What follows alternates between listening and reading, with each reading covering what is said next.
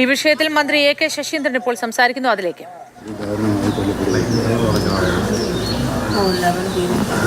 ഏറ്റവും ദൗർഭാഗ്യകരവും ഹൃദയവേദന ഉണ്ടാക്കുന്നതുമായ ഒരു കാര്യമാണ്. രാത്രിയിൽ ജോലി കഴിഞ്ഞ് മടങ്ങുന്ന വഴിയാണ് എൽദോസിനെ കാട്ടാൻ ആക്രമിക്കുകയും കൊല്ലപ്പെടുകയും ഉണ്ടായത്. അവിടെ അതുമായി ബന്ധപ്പെട്ട് വലിയ ജനകീയ രോഷം ഉയർന്നു വരികയുണ്ടായി. അതിൽ അസ്വാഭാവികമായി ഒന്നുമില്ല എന്നാണ് എനിക്ക് തോന്നുന്നത്. കാരണം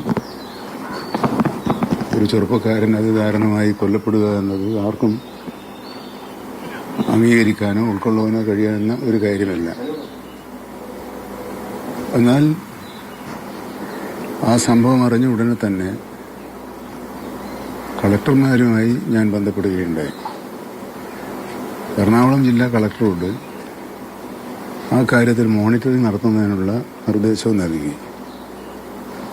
അവിടെ വനം വകുപ്പിലെയും റവന്യൂവിലെയും ഉദ്യോഗസ്ഥന്മാരെത്തുകയും ജനങ്ങളുമായി സംസാരിക്കുകയും ചെയ്തെങ്കിലും ജില്ലാ കളക്ടർ എത്തി അവരുടെ ആശങ്കകൾ പരിഹരിക്കാനുള്ള നടപടികൾ സ്വീകരിക്കുമെന്ന് ഉറപ്പ് കിട്ടിയാൽ മാത്രമേ മൃതദേഹം കൊണ്ടുപോകാൻ കഴിയുള്ളൂ എന്ന നിലപാട് അവർ സ്വീകരിച്ചു.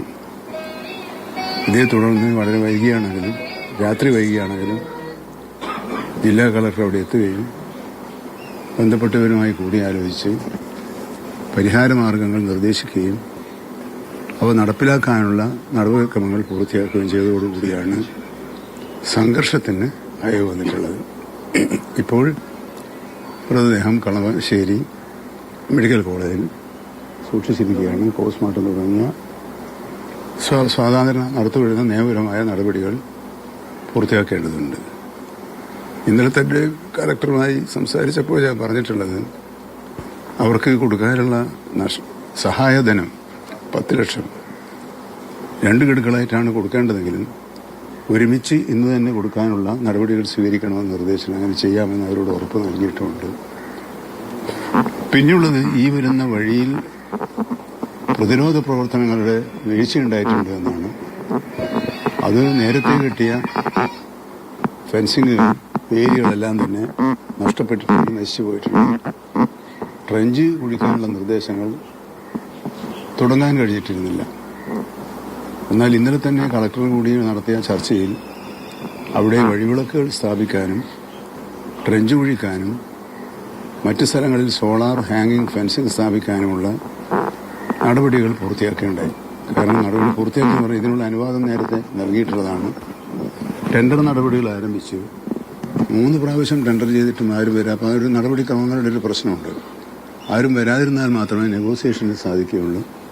ഇന്നലെ തന്നെ ഇന്ന് ട്രെഞ്ച് നിർമ്മാണ പ്രവർത്തനങ്ങൾ ആരംഭിക്കാനുള്ള നടപടികൾ പൂർത്തിയാക്കിയിട്ടുണ്ട്. കോതമംഗലം MLA ഉൾപ്പെടെയുള്ള ജനപ്രതിനിധികൾ അവിടെ എത്തുകയും ജനങ്ങളുമായി സംസാരിക്കുകയും സമാധാന അന്തരീക്ഷം നിലനിർത്തുന്നതിനുള്ള ശ്രമങ്ങൾ ഏർപ്പെടുകയും ചെയ്തിട്ടുണ്ട്. ഇപ്പോൾ അവിടെ സമാധാന അന്തരീക്ഷമുള്ളത് ജില്ലാ കളക്ടർ മുഖാന്തരം ഗവൺമെന്റ് നൽകിയ ഉറപ്പുകൾ സമയബന്ധിതമായി പാലിക്കുന്നതിനുള്ള എല്ലാ നടപടികളും സ്വീകരിക്കാനാണ് വനം വകുപ്പ് തീരുമാനിച്ചിട്ടുള്ളത്.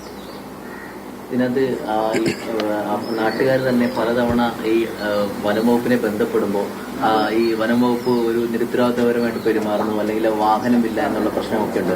നിലവിൽ അങ്ങനെ ഈ മറ്റ് ഓഫീസുകളിൽ കൊടുക്കുന്ന തരത്തിലുള്ള വാഹനങ്ങൾ അവിടെ ലഭ്യതക്കുറവാണോ? എന്താണ് അവിടുത്തെ അടിസ്ഥാന പ്രശ്നം? എന്താണ്? അല്ല, വാഹനക്കുറവിന്റെ ഒരു പ്രശ്നം RRT രൂപീകരിക്കുന്നതുമായി ബന്ധപ്പെട്ട് നിലവിലുണ്ടായിരുന്നു. അത് ബഹുമാനപ്പെട്ട MLA തന്നെ അതിനുള്ള വാഹനം വാങ്ങിക്കാനുള്ള പണം MLA ആസ്തി വികസന ഫണ്ടിൽ നിന്നും കൊടുക്കാൻ തീരുമാനിച്ചിട്ട് അപ്പോഴും നടപടിക്രമം പൂർത്തിയാക്കി ടെൻഡർ വിളിച്ച് വാഹനങ്ങളൊക്കെ വാങ്ങിക്കാൻ പറ്റും. നമ്മൾ സ്വകാര്യ വ്യക്തി ഒരു കടയിൽ പോയി വാഹനം വാങ്ങിക്കുന്നത് പോലെ വനം വകുപ്പിനോ MLA ഫണ്ട് ഉപയോഗിച്ച് വാങ്ങിക്കാൻ പറ്റില്ല. ആ നടപടിക്രമങ്ങൾ പൂർത്തിയാക്കാൻ എടുത്ത സമയമാണ് ഇതിനുണ്ട്. കഴിഞ്ഞ 2 ആഴ്ച മുമ്പേ തന്നെ ഞാൻ കോതമംഗലം MLA-യുമായി ഇവിടെ അവിടുത്തെ ജനപ്രതിനിധികളുമായി സംസാരിച്ചപ്പോൾ അവരും ഈ പ്രശ്നം പറഞ്ഞില്ല. ഇതിനൊരു കാലതാമസം ഉണ്ടാകുന്നുണ്ട്. അപ്പോൾ ടെൻഡർ നടപടികൾക്കുള്ള കാലതാമസം ഒരു പ്രശ്നമാണ്. ഒന്നാമത് വനം വകുപ്പിലെ ചെറിയ ചെറിയ പ്രവൃത്തികൾ ഏറ്റെടുക്കാൻ കരാറുകാർ തയ്യാറാകുന്നില്ല.